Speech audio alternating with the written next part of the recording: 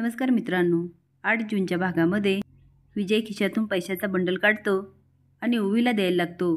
ते बघून रघुनाथ आणि उमाचा चेहरा पडतो. ओवी म्हणते, नाही डॅड, हे पैसे नको आहे मला.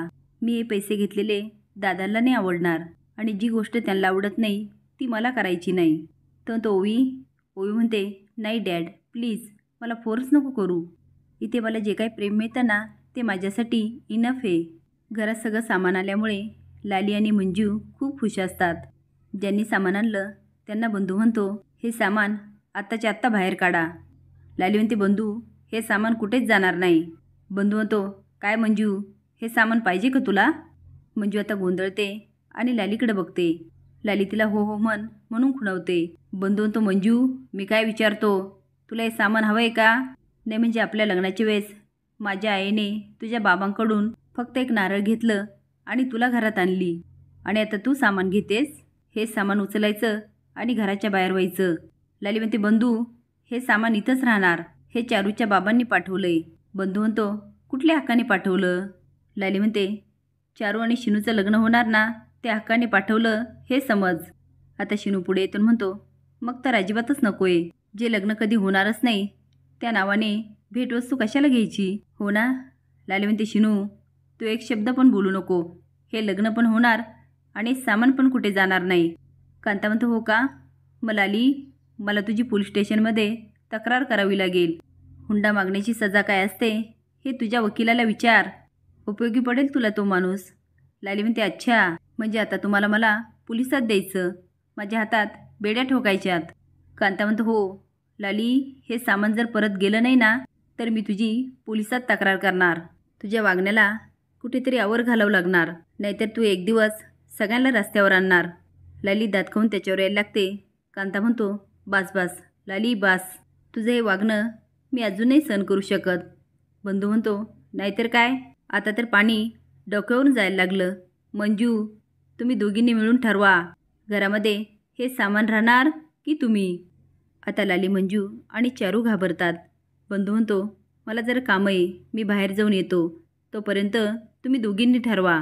मी येईपर्यंत काय तो निकाल लावा, नाहीतर मी आल्यानंतर मी काय करेल ना हे मीच सांगू शकत नाही. कळलं ना? आता मंजू घाबरते आणि हो म्हणते. लालीची तर बोलतीच बंद होते. आता शिनू, बंधू आणि कांता निघून जातात. मंजू चारूला हात जोडून म्हणते, ए बाई, मी तुझ्या पाया पडते, हे सामान ना आधी पाठवून दे बाहेर. लाली म्हणते, गो मंजू. मंजू म्हणते, गप्प बसा तुम्ही. चारू हे सामान परत पाठवून दे. तेवढ्यासाठी मला माझ्या डोक्यावरचं छप्पर घालवायचं नाही आहे. पहिले सामान पाठव. चारू म्हणते, हो हो मी सांगते. दादा तुम्ही हे सामान घेऊन जा. तो ताओ, ह्या सामानाचं पेमेंट झालेलं आहे आणि आम्ही तुम्हाला सामान घरी पण पोच केलं आणि आम्ही घेऊन गेलो तर परत घेऊन येणार नाही. चारू म्हणते, बरं आम्हाला माफ करा आणि हे सगळं परत घेऊन जा. तो माणूस म्हणतो, चला रे उचला सामान. लाली सामान पकडत म्हणते, नाही कुठेच घेऊन जायचं नाही सामान. आता चारू आणि मंजू लालीला पकडतात आणि मागे खेचतात. ते माणसं सामान उचलतात. आता लाली मिक्सर उचलते. आता दोघी पण मिक्सरचा बॉक्स तिच्या हातातून ओढून घेतात. लाली रडायला लागते आणि सोफ्यावर बसून म्हणते, सगळं सामान गेलं. विजय आणि ओवी घराबाहेर थांबलेले असतात. विजय म्हणतो, ओवी आज तुझी मॉम असती ना खूप खुश झाली असती. तुझी मॉम ह्याच मातीत लहानची मोठी झाली आणि तिची इच्छा होती तू पण इथेच यावं. तुझी इच्छा नसताना तू इथे आली आणि तुझ्यामध्ये एवढा समजूतदारपणा आला. पण बाळा, जीवन जगायला पैसे लागतात ना. मी एक काम करतो, तुझ्या अकाउंटला पैसे टाकून ठेवतो. ओवी म्हणते, नाही डॅड, मला जर हवे असतील ना मी तुझ्याकडनं मागून घेईल, पण मला दादांना हर्ट नाही करायचं. ऑलरेडी एवढं झाल्यामुळे ते खूप दुःखात आहेत. ओवी बरंच काही बोलत असते आणि बंधू ऐकत असतो. आता त्याला स्वतःचीच लाज वाटते. बंधू म्हणतो, विजयराव मला माफ करा. विजय म्हणतो, बंधू तुम्ही का माफी मागताय? बंधू म्हणतो, एवढं सगळं झाल्यानंतर तुमच्यासमोर उभी राहायची माझी लायकी पण नाही आहे, पण तरी कोपऱ्यापासून हात जोडून तुमची माफी मागतो. लालीताई तुमच्याबरोबर जी काय वागली ना ते खूप चुकीचं होतं. ओवीकडं बघतो, नंतर विजयकडं आणि म्हणतो, जमलं तर माफ करा.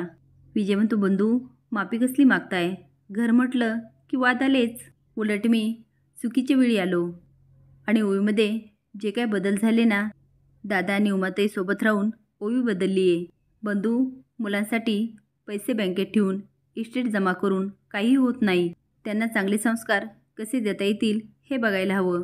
दादा आणि उमाताई सोबत राहून ओवीला जे संस्कार मिळतात ना, ते कुठल्याही युनिव्हर्सिटीमध्ये पैसे देऊन पण मिळणार नाही. हात जोडून म्हणतो, खरं तर मी ऋणी तुमचा. बंधू म्हणतो, विजयराव काय करताय तुम्ही? विजय म्हणतो, बरं चला मी निघतो. दादा आणि उमाताईची काळजी घ्या, त्याबरोबर तुमची. ओवी टेक केअर, मी निघतो. इकडे चारू म्हणते, काय करू मी आता? माझा हा प्लॅन पण फसला. आतापर्यंत श्रीनू माझ्या बाजूने असताना मला काही करायची गरज नव्हती, पण तो त्या 150 ओवीच्या मागे.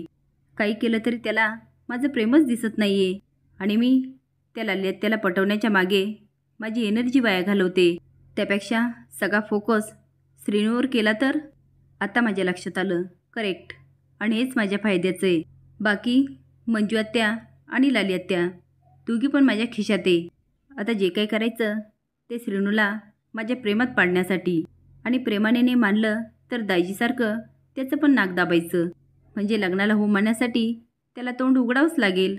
वा चरुवा, तू तशी स्मार्ट आहे. स्वतःची पाठ थोपडते आणि म्हणते, शब्बास. रात्री ओवी आणि शिनू बसलेले असतात. शिनू म्हणतो, मंजू मामी आणि आईचं माहीत नाही, पण ते सामान आज परत गेलं नसतं ना तर मी घर सोडून गेलो असतो. आता तर आईने हद्दच पार केली. ओवी म्हणते, मंजू काकी आणि लाली आत्या यांचं काय चुकलं? अरे त्या बेसिक गोष्टी आहे, कुठल्या बाईला वाटेल की ते आपल्या घरात असाव्यात. आता ती शिनूला बरंच काही समजावून सांगते. शिनू म्हणतो, मग चारूचं काय? ती जे काही वागते ते वागणं तुला बरोबर वाटतं का? ओवी म्हणते, त्याचा विचार केलाय मी. श्रीनिवास, उद्या सकाळी माझ्याबरोबर येशील? शिनू म्हणतो, हो. स्माईल करतो आणि जायला लागतो. ती म्हणते, श्रीनिवास तू विचारणार नाही का कुठे जाणार आहे? तो असून म्हणतो, त्याची काही गरज नाही, येतो मी सकाळी. सकाळी रघुनाथकडं गावातील लोक येतात आणि बंधूला विचारतात, दादा आहेत का घरात? आता बंधूला काय सांगावं तेच कळत नाही. तो तुम्ही आत तर या, बसा बसा. आणि मंजूला आवाज देतो, मंजू जरा छान, पाहुणे आलेत. मंजू बाहेर येते आणि स्माईल करून म्हणते, हो आणते हां. पण लाली मात्र पायरीवर उभा राहून हे सगळं बघत असते. ते लोक म्हणतात, दादा कुठे? बंधू म्हणतो, ते जरा बाहेर गेलेत, येतीलच. ते म्हणतात, फोन करता का? जरा अर्जंट काम आहे. तेवढ्यात लाली धावत येऊन म्हणते, होय ना, मग मांगरात जावा. नाही म्हणजे दादा हे घर सोडून मांगरात राहायला गेला. आता बंधू ओरडतो, ताई. लाली म्हणते, अरे मी काही चुकीचं बोलते का? ते उगाचच वाट बघतील. लालीचा तमाशा सुरू होतो. तेवढ्यात मंजू चहा घेऊन येते. लाली तिच्याकडे रागाने बघते. मंजू गोंधळते. बंधू म्हणतो, पाहुण्यांनो चहा घ्या. ते लोक उठतात आणि रागात म्हणतात, ज्या घरात दादा राहत नाही त्या घरातील पाण्याचा थेंब पण घेणार नाही. आता लालीचा चांगलाच जळफळाट होतो. ते लोक आता रघुनाथच्या घरी जातात आणि म्हणतात, दादा आहे का? रघुनाथ म्हणतो, या नाही या, आत या. उमा जरा चहाचं बघता का? ते लोक म्हणतात, दादा तुम्ही घर सोडलं असं ऐकलं. पण रघुनाथ सावरायला जातो. ते लोक म्हणतात, अहो तुमच्या बहिणीने सांगितलं. आता मात्र रघुनाथ उमाकडे बघायला लागतो. असेच नवीन अपडेट जाण्यासाठी लाईक आणि सबस्क्राईब करा. धन्यवाद.